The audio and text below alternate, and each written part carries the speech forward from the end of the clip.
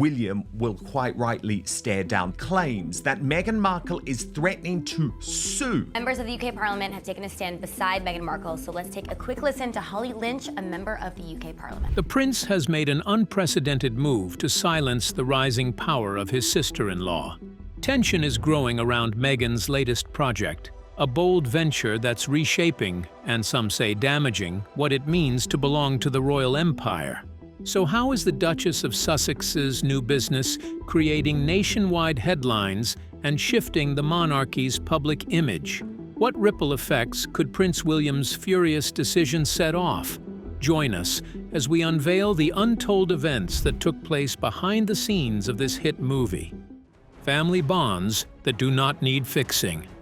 At the very top of the British monarchy, a quiet battle is taking place. It involves King Charles and his son, Prince William. King Charles and Prince William making a rare public appearance for a cause that's near and dear, the royals. The heir apparent to the throne. You would think their styles would complement each other, but they don't at all. The conflict comes down to two very different ways of thinking. Charles believes in mercy and understanding individual circumstances. William, on the other hand, believes in strategy, planning, and protecting the institution of the monarchy at all costs, even if it puts him at odds with his aging father. King Charles's entire ruling style puts family first. He believes in quiet, behind-the-scenes talks over tea. He thinks that reconciliation is the best way to solve problems between members of the royal household. Frankly, it's not even his fault. It's how he was raised, and he sees this as the noble way to manage the monarchy. But to a growing number of people, especially his own son, this system of ruling has too many loopholes. They see his kindness and desire for family unity as a weakness that no other successful monarch employs.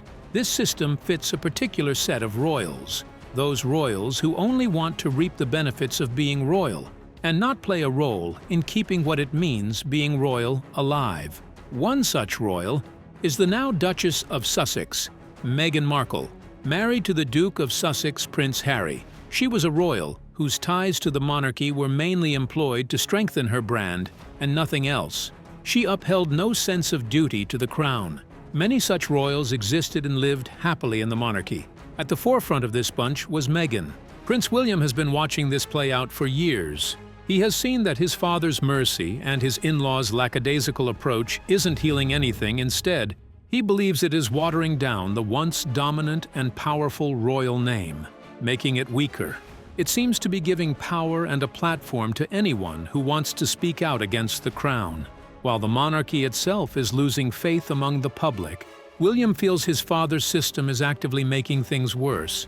His sister-in-law's acts? He sees them as bitter icing on the cake and a testament to his fears. This all came at knobheads during a particular meeting between father and son. It became painfully clear that they were looking at their situation from two completely different angles. Charles sees family bonds that need fixing. He sees his sons, his daughter-in-law, and others connected to the family, and believes the issues can be solved over a few meetings by talking through emotions and feelings. William, however, sees something else entirely. He sees a problem that a strict enforcement of rules and power could solve straight away. He sees weak branches that need to be cut off before they infect the rest of the tree. William sees an institution that has survived for 1,000 years because it had clear rules that everyone followed. The monarchy survived for so long because it knew when to adapt, but also when to be strict and unmoving.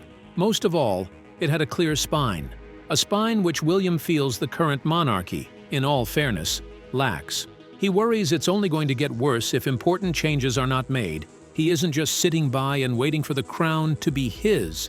He is actively participating before he becomes king.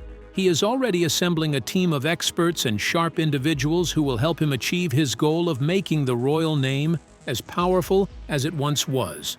This team will study how the monarchy once worked, how other European monarchies operate, and the successful plans of former royal leaders. They are building a new framework of rules that can be applied to modern times, with the necessary steps to ensure there are no loopholes like the ones in his father's system. He is not building this plan for revenge, or just to show that he is a worthy king. He is building a foundation for the future to guarantee the survival of the empire he lives in, loves, and is destined to one day rule. William's vision includes strict rules and clear decisions about who is considered a working royal, who is allowed to participate in royal activities, and who deserves the protection and privileges of royalty itself. Right now, the lines around what it means to be royal are fuzzy. For William, the game is pretty straightforward. If you serve the crown, you are a part of it. If you don't, you are out. A clear message that meant the likes of Meghan were in danger of losing relevance. This decision by Williams is really not unfounded. You know, some say a particular set of royals made him angry and caused this. You want to find out? The attention-loving DNA in royals. Throughout history, the desire for status and riches has been a powerful human drive. The monarchy, even as an old system of ruling, is no exception. It seems everybody wants to be associated with the royal household. Scratch that. It seems everybody wants to be a royal. This is the exact opposite of what William envisions. He wants the title of royal to belong only to those who actually work for the institution, not just those who use the family name for status alone. He wants to get rid of this particular situation that he feels his father has allowed to go on for too long. Even though he hasn't been crowned yet, William believes that regardless of his father's actions, he needs to step in to save what he sees as a crumbling British monarchy. His philosophy boils down to one core idea: exclusivity. In his view, you either step in, serve the title, and die for the title, and the crown stays with you, or you step back, chase independence, and seek public validation, and the crown does not go with you. To William, the crown means everything, but if it means everything, it cannot belong to everyone. Exclusivity is what gives it power. You can't have random people with faint family connections identifying as royals. If you do, what on earth does it mean to be royal? Nothing. William believes we can't have that. If everybody is a little bit royal, then what does it truly mean to be royal? This is a question he reportedly asks himself time and time again. He isn't trying to settle old scores or make a dramatic display of power. He's simply trying to preserve the dignity that the household once upheld.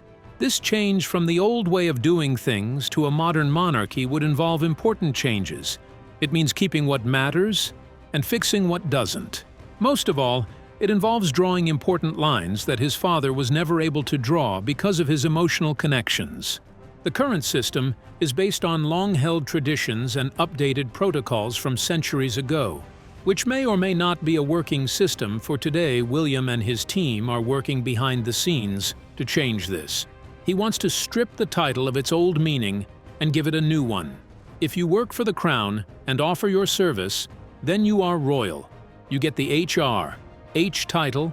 With a new poll revealing a majority of Brits want to see Harry stripped of his HRH title. For more, we're joined by royal expert. Public recognition, influence, and everything that comes with it. If you don't, you do not get any of these privileges. It's a simple plan, really, with transition and preservation in mind. This is targeted at those attention-seeking royals who step out to do Netflix shows, podcasts, and needless interviews.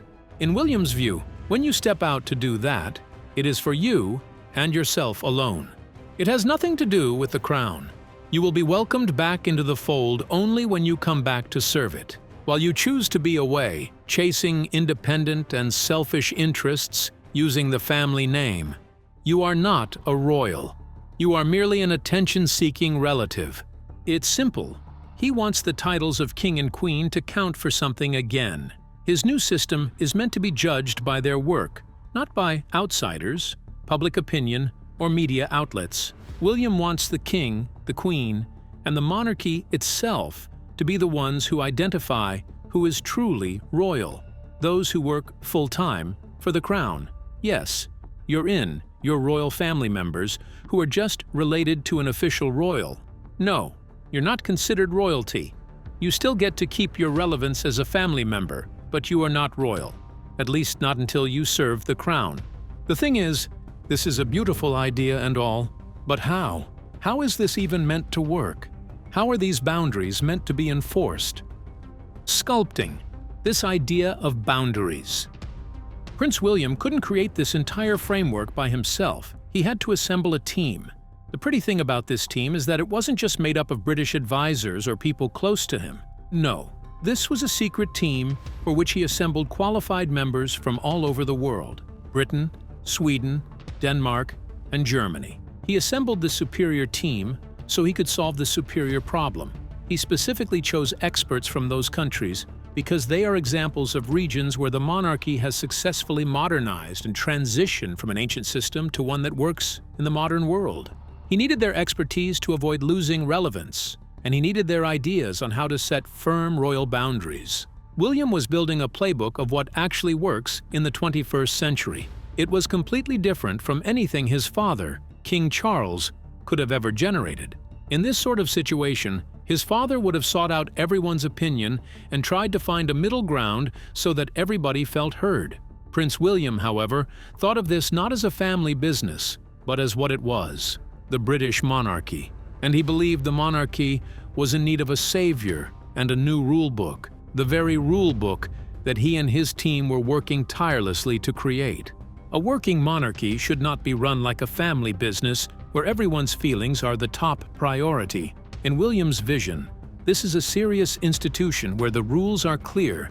You follow them completely. You don't just indulge in them occasionally when they are convenient for you. Everybody involved has to be either fully in or fully out. There is no halfway. You need to show full commitment and be completely involved with the crown. The mechanism he wanted to use to implement this new style of ruling the monarchy was a little bit boring, perhaps, but it was also a very effective form of communication. It involved letters and official documents, delivered through the postal service. It involved using letters with the royal seal and the monarch's signature to pass on information, or more accurately, to pass down new rules.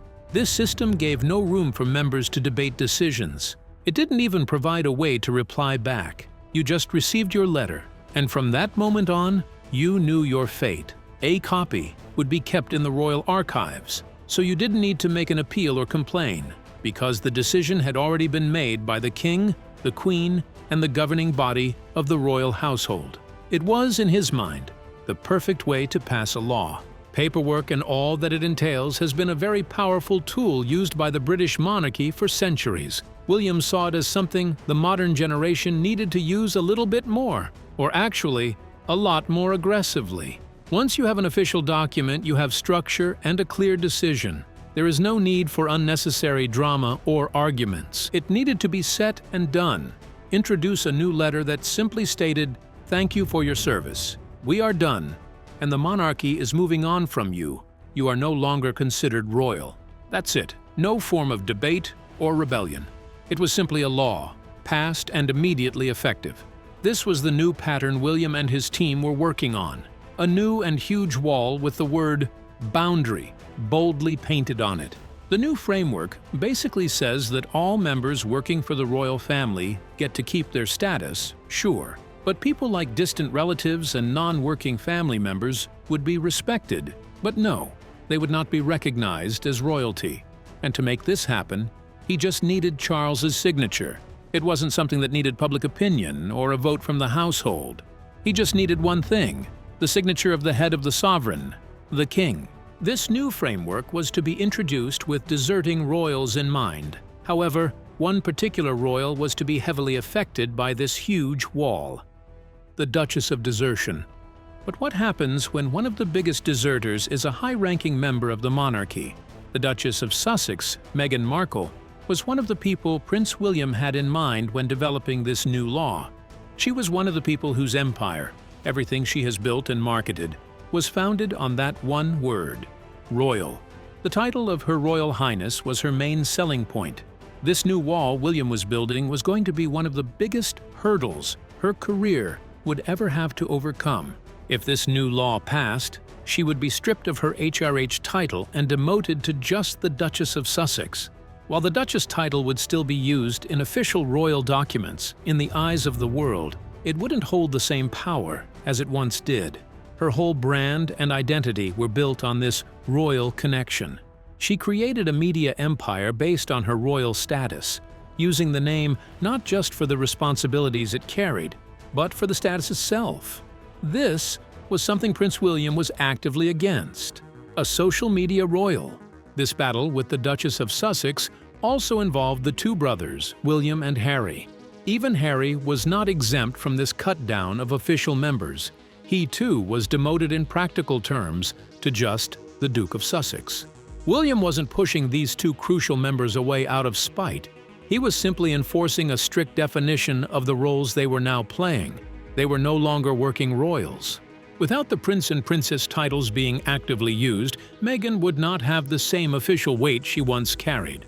She would be seen as less important in the eyes of the media, who base a lot of a person's importance on the official title they hold. It was an incoming disaster for her brand, as the Duchess just didn't have the same currency and didn't open the same doors in the powerful rooms where she was constantly operating. Even after she and her family left the palace and moved, she didn't stop. She ended up building her empire to accommodate this new reality. After all, the Duchess of Sussex was still a big title because it was connected to the royals. Everything she built was tied to that one title. Her empire didn't fall as significantly as one might expect. It continued on more or less the same wavelength. She isn't just another celebrity. She is royalty, at least one who stepped away. The Duchess of Sussex was a powerful title in all fairness, but it was seen as losing relevance day by day as the boundaries of William's new vision for the monarchy became firmer. Of course, her team started getting worried, because after all, her name and relevance were tied to the royal family connection. Every room she walked in, every podcast, every media appearance, everything was done with the Duchess of Sussex title as an introduction. It was what gave media personalities like her power, views, and a public presence. They knew she would no longer be as valuable once that name lost the relevance it had. She knew the difference between being a normal celebrity and being royalty, and she knew she would have problems. Everybody knew. All her collaborations, the people she worked with, the big articles about her. They were all about to go down the drain. They were about to gradually disappear, just like the extra branches being cut from the royal household. It was a nightmare for her. Prince William, however, didn't care about her losing her media relevance. That had nothing to do with the crown. All he cared about was protecting the monarchy. All he cared about was for the shakiness the monarchy had been experiencing to disappear. All he cared about was restoring the strength of the once great British Empire. A great idea indeed, one could even call it a perfect idea. As original as it seemed, it wasn't unfounded. This was something various monarchies had faced before and had overcome in their own ways. Regime shifts normally follow the same familiar patterns, repeating themselves in different eras with different names, but the same heartbeat existed underneath. Rulers are simply in love with plagiarism. This powerful idea that William chose to employ wasn't something he just woke up with one morning. No, it was something much more practical. He had been studying other monarchies for years, especially the ones that have successfully transitioned from ancient traditions to modern times. He studied how they managed their titles and the members of their households. One particular case was very interesting: Queen Margrethe II of Denmark. A few years back, the Queen of Denmark made a move that shocked European politics. It was a very bold move, and one that Prince William had no choice but to take note of. She stripped 4 of her own grandchildren of their royal titles. This sent a shockwave across the world. These weren't distant relatives or adopted family members. They were her own biological grandchildren. Her decision was a bold statement, telling everybody exactly what the Danish monarchy stood for, what a monarchy should stand for, which was exactly the kind of clarity Prince William was searching for. When she made the decision, she explained that having so many people with royal titles causes confusion. In a monarchy, you do not need confusion. You need clarity and power. It is a sovereign system, so you need sovereignty, not a situation where everyone is included. For Prince William and his team, this idea clicked almost immediately. This was exactly what they were searching for. the sovereignty and absoluteness of a monarchy, where you could tell who was actually representing the family on a larger scale. He studied the public reaction and how Queen Margrethe handled the aftermath and backlash that came with such a controversial rule. This gave him insight into what to do if he were to pass a similar rule in the British monarchy, and how to handle the events that would unfold afterward. Of course, there are huge differences between Britain and Denmark, but that was one of the main reasons he assembled a team of international experts to stay by his side. People talked about how hard this was on the Danish family members, but in retrospect, it was necessary. The monarchy came out stronger and more unified, and many of the weaknesses it had before were discarded, one by one. Prince William focused not just on what she did, but on how she did it. It was quiet, calculated, and absolute, something his father would never have done. She did it in a way that showed her power and her vision. This was something William wanted for himself, something he felt he was built to do, and something he saw his father wasn't ready to do. His take on this was clear. Monarchies must change before they are forced to. You don't wait for a crisis to hit. You act when a crisis is on the horizon, when too many people have titles and are diluting the brand. It is time to make a change. The prince wasn't just studying Denmark. He was studying Sweden, the Netherlands, and Spain. He was actively looking at how other monarchies work and constantly studying their moves to evolve and solve his own incoming dilemma. The common theme in all the monarchies he studied was their successful modernization. He was trying to figure out how they stay relevant without losing their culture and traditions. He needed to know what was appealing to the 21st century, so he could use it in his own monarchy without losing centuries of tradition. Finding the line between staying relevant and not losing what made them special. That was the question he constantly asked himself and his team of experts. Prince William and his team, the Dukes of Sussex and her team, there was one final showdown between these two. Trademark and trademark. Shutdown. While William was in London building the framework for a new age of royalty and the boycotting of indecisive royals, Meghan's team on the other side of the world was receiving signals. They became paranoid as words like title, reforms, restructuring, and boycotting started seeping through to them. They immediately started drawing up plans on their dashboard, looking for a new way to avoid the danger from this new system that was about to be implemented. Meghan didn't have dumb people on her team, just as William didn't. They all knew it was time to act fast, faster than the other side. It was a battle on two fronts. One was fighting for the relevance of the British Empire, and the other was fighting for the relevance of her personal brand. These words that were seeping in became more and more solid, and Meghan's team wasn't stupid. They knew their star's media presence heavily depended on her royal connection. So immediately they started running scenarios, looking for angles, and plotting endlessly, searching for ways to protect what they had spent so long building. At last, they came up with a conclusion: a trademark. A trademark on the name Duchess of Sussex was a last-ditch effort to protect what they had built. Even though her status had already fallen considerably from what it once was, they were not about to allow their celebrity to get crushed under Prince William's quest for the British Empire's sovereignty. It was a way to own what was still there before it was gone completely, to own it forever. It was clever, at least on the surface. If the trademark became successful, the conversation wouldn't just be about royal protocols anymore, it would switch to it being her name. Nobody would care about the official rules. Everybody would still recognize her with the title of Duchess. Harry and Meghan, the Duke and Duchess of Sussex, will soon stop the royal titles, and according to a statement from Buckingham Palace, it was a clever pitch, but this clever pitch was soon reduced to dust as the palace saw it coming from miles away. There were already existing protocols in place, not just from the prince, but from the royal household itself. These were protocols that had been in place for decades to prevent the personalization of public titles by individuals. The attempt to commercialize a royal title by Meghan's team was already shut down by the palace long before the paperwork was even thought into existence. This wasn't a battle Meghan could win.